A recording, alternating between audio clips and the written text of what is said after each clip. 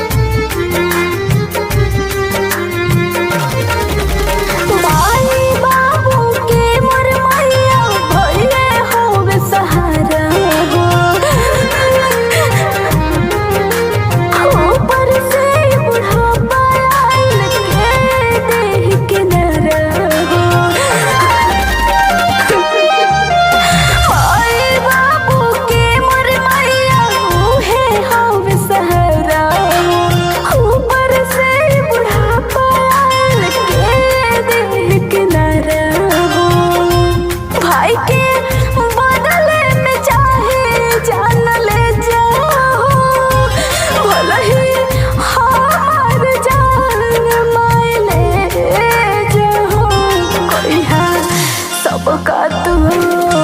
अपन चिंता हो कहिया सबके तू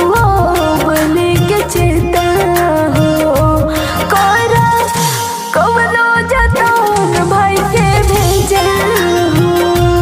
कहिया सबके तू लेके अपन चिंता हो करा कवनो जतन माए भेजा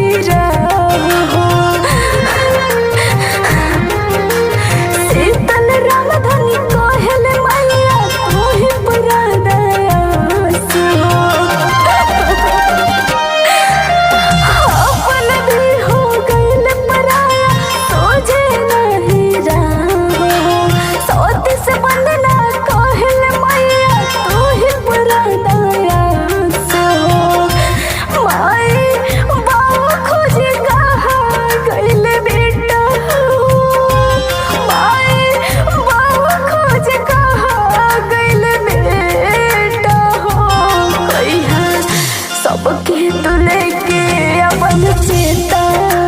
हो कहिया सबके तू लेके